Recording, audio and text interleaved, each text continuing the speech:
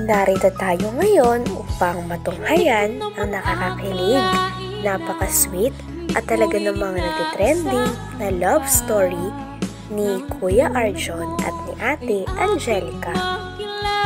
Sa pagpapatuloy ng ating istorya ay kakaiba talaga ang vlog na ito sapagkat palagi na lang pumupunta si Kuya Arjon sa bahay nila Ate Angelica. Ngunit sa vlog na to ay si Ate Angelica naman ang pumunta sa bahay nila Kuya Arjon at na-meet pa nito ang mama ni Kuya Arjon kaya sobrang nakakakilig. Pero kapag pinakatara sa baba. Ang ganda po pala ng bahay niyo po. Kwarto lang natin bahay ko Laguna. Nasaan po si Arjon po? Kanina lang nandito si Arjon eh. Nagbibihis. Wait, Arjon? Arjon? Wala na. Wala po. Wala pa pata. Ate Jean? Ha? Ha? Yung nagsain? Ha? Magbagi. Yan. Namasyal pa. Oo. Hinanda ko yung luluto yung spaghetti. Kayo ba magluluto? Mabuti nakapasyal ka dito kasi gusto rin talaga kitang mamit eh. Napapanood kita sa YouTube. Ayoko. Sabi na Arjon, ang ganda mo daw, pero ako talaga. Sana. Marami sa'yo natutuwa. Opo. Salamat po. Gusto din ko po kayo mamit eh. Matagal na po talaga. Okay. Layas lang si Arjon. Kakadating lang niya galing school. Di ko na-expect na magkakaroon ng collab team si Arjon. Tapos pinapanood ko kayo. Pati ako kinikilig. Di ko na-expect na nakakakilig pala talaga kayo. Tsaka hindi lang nakakakilig, nakakatuwa din. Hindi siya boring talaga. Oo. Sana.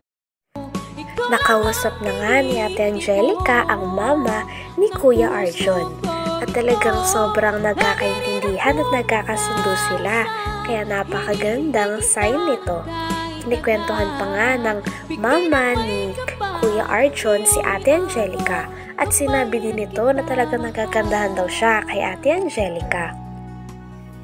Sabi niya pa ay pagpasensyahan niya daw muna ang kanyang anak sapagkat baka minsan ay sumasablay daw ito. Sabi naman ni Ate Angelica ay wala daw po yun na talagang napakagana ng loob ni Ate Angelica kay Kuya Arjon. Nakakatuwa rin po yung niyo po, yung anak niyo po. Sobrang mabait po and magalang po sa akin. Ayo, inborn na yun ng pagkakwela nun. Inborn na talaga. Ganyan na talaga siya. Kahit walang camera, ganyan yan dito. Po. Kahit nga po wala po kami sa camera as in yung kulitan po namin dalawa ay po talaga sobra.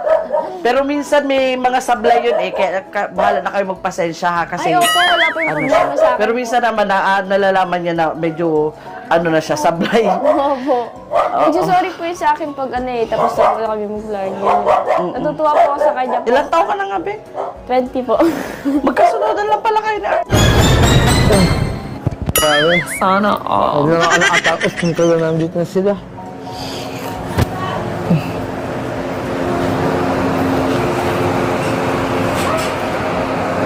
Oh! Nandito ka wala? Oo, nandito ako. Pasensya ka na, nakagunta yata kita. Ang tagal mo, kanina pa kami nag-iintindi.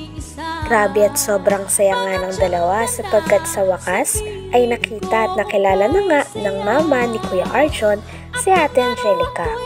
Ngunit nung ipinapakilala na ni Kuya Arjon ang kanyang kapatid ay parang nagsiselos pa si Kuya Arjon kaya tawang-tawa naman si Ate Angelica.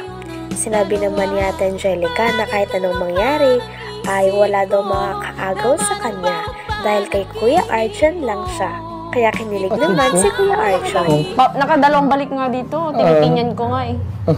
Grabe ha? Parang nagsiselos yata ako doon ha. Oo, kasi sa tingin.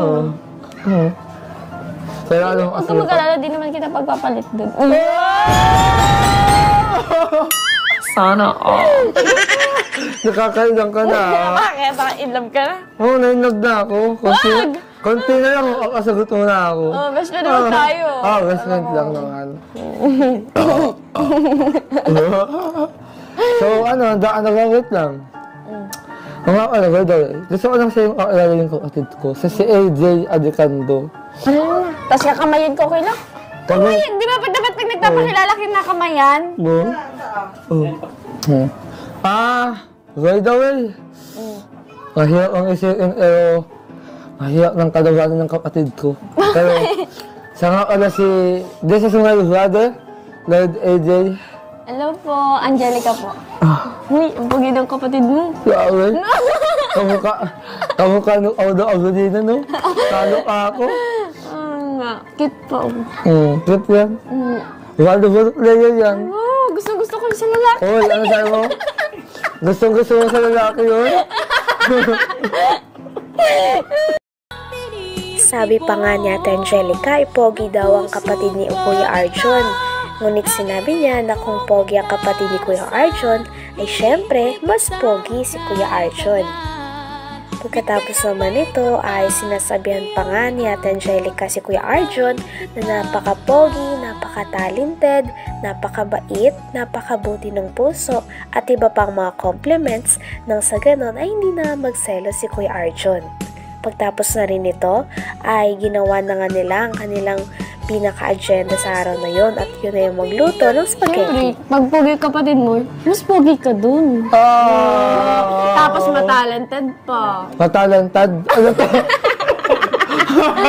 Matalantad. May talent!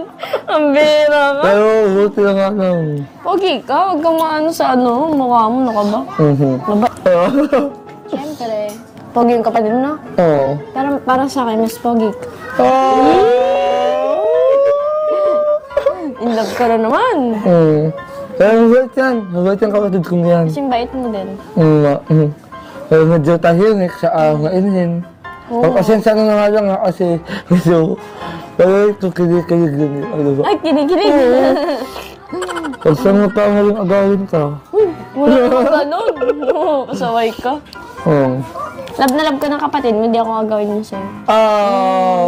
Ganun talaga mga kapatid na ganun ng mabait, ganyan. Pero ano, handa ka na ba?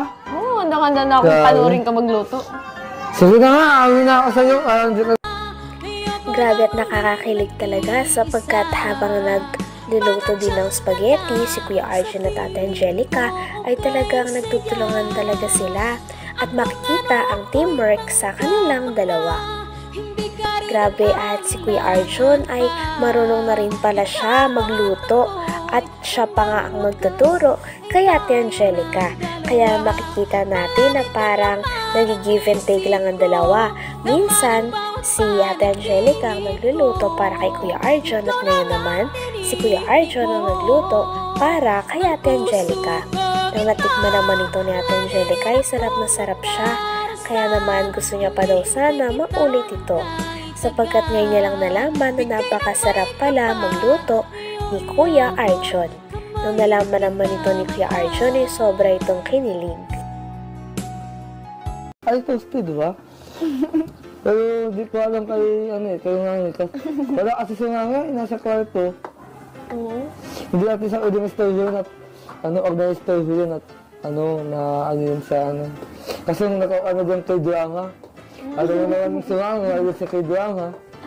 Pagkain si mami mo. Oo, maganda talaga. Sana, Diba? Ganyan talagang audience ganito. Lalaki mo na ba? Okay na ba yan? Oo, okay na to. Pati ako, naguguto na din eh. Sarap? Wait lang, tulungan na ako. Di pa natin ito, Hana. Diyan lang katayin nakalagay at patata. sana, Hayaan mo na, di na lang tumakalit yan. Pero si Katatata kasi, nasanay na siya ng kain ng lagi. O adyaluhan o kasi anuhan. Kaya lang si Katatata, mabait yan. Ako naman siya Patulungan din sa kapwa. Kaya nga siya lang yung sila. dapat yelo. Oo nga. Pero alam mo, dapat pag naging nanay ka, katulad ka din dapat ang mamaya. Pag mahal. Katulad ng mga Sana. Yan. Hanggang dito na lamang muna ang ating nakakilig, napaka-sweet at talaga namang sobrang natitrending na love story ni Kuya Arjun at ni Ate Angelica. Maraming salamat sa inyong panonood. Hanggang sa muli. Bye!